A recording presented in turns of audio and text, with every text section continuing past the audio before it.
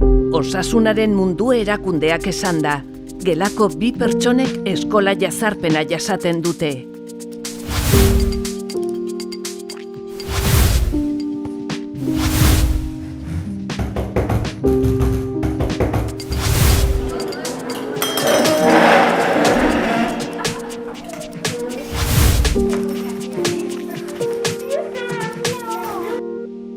Eskola jazarpenari aurre egiteko ikaslentzako prestatutako zuzeneko saio interaktiboa aurkezten dizuegu.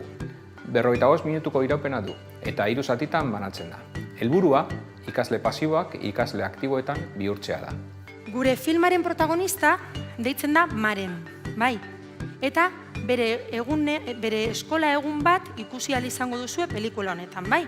Nola joaten den eskolara eta zelan pasatzen duen egun hori. Eta egun horretan zehar, hainbat gauza gertatuko zaizkio. Zuzenekoa hezitzaile batek gidatuko du.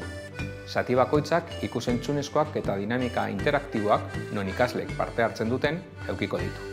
Lehenengo zatian, eskola jazarpena zer den azalduko dugu. Nola jakin dezakegu gure gelakide batek eskola jazarpena pairatzen duela? Nola jakin dezakegu zelan gelditu egoera hori? Horren inguruan, arituko gara datozen minutuetan. Bigarren zatian, eskola jazarpenean agertzen den eskubide desorekaz hitz egingo dugu.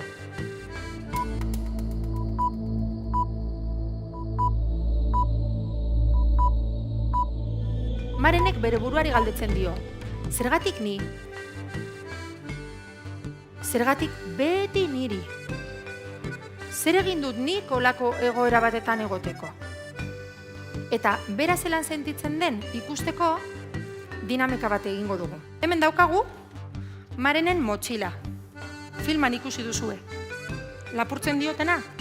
Hauxe da. Marenen motxilan ez doaz bakarrik eskolara eramaten dituen testu liburuak.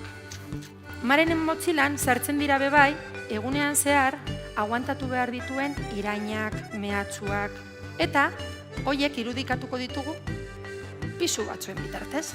Azkenik, 3. zatian, eskola jazarpenari aurre egiteko aurrera pausua ematera gonbidatuko ditugu ikasleak. Ezer egiten ez badugu, Marenek ez dio eutsiko.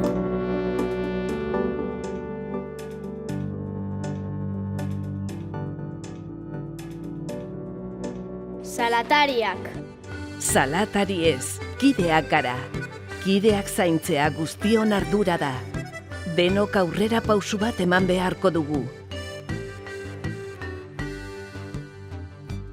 Zuzenekoa lehen hezkuntzako lehenengo eta 2. zikloei zuzenduta dago.